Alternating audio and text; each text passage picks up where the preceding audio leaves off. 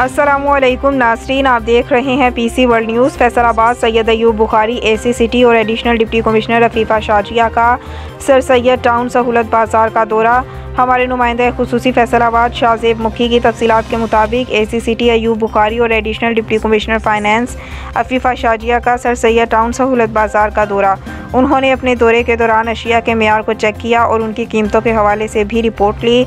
अमले को हिदायत की कि आवाम को सहूलत और ज़्यादा से ज़्यादा रिलीफ दिया जाए।